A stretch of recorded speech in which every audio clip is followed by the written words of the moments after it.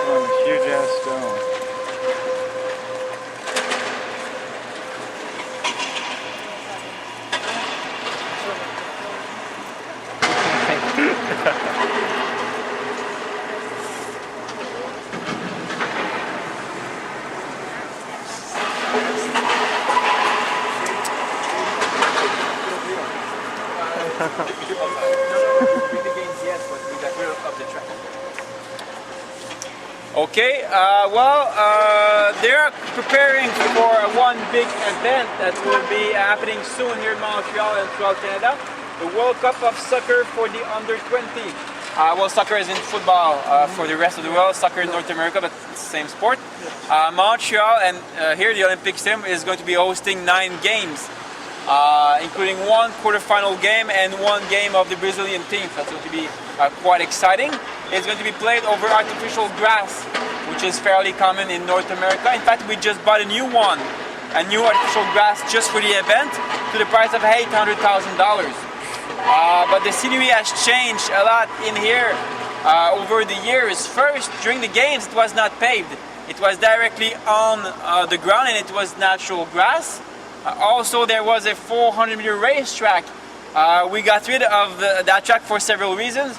One of them is that track meetings are not very popular in North America, so it's not essential to have a big track, to have a track inside all of our stadiums. And with the space that we gained by removing the seats, by removing the track, we installed more seats. The seats, the blue ones at the base, were not there in '76. They were added after the games, and the lateral section, the center portion is fixed. The lateral sections are mobile because you have rails underneath each, so they can pivot back and forth according to our needs. What happened here in '76? The opening and the closing ceremonies, the Equestrian Grand Prix, the soccer final, the end of the marathon, as well as all of the track and field competitions, like long jump, pole vault, and 100-meter races.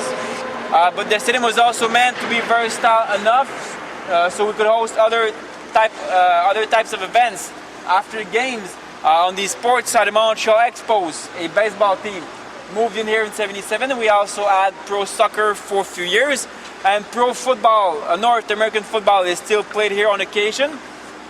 We have a team that plays in the Canadian Football League. They are called the Montreal Alouettes.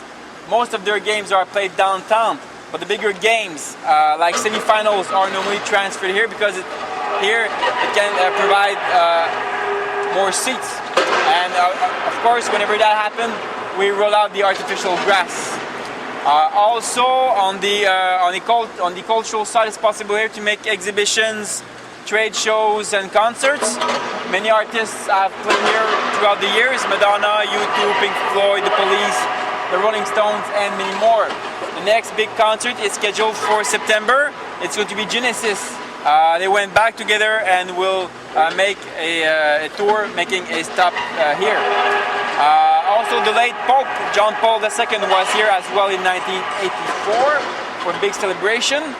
And on a side note, I don't know if you can put this into the cultural category, but on occasion you're going to have rave parties in here. They are pretty rare, but they are pretty big. The last one was in October, and they were in between 15,000 to 20,000 participants. Today the capacity inside the stadium is 56,000. During the games it was 74,000, because where we are now and all around to your right, it was filled with other sections, other seats that have been dismantled shortly after the game. So just after the games we were able to add that current structure with the pillars that support a bigger and improved scoreboard.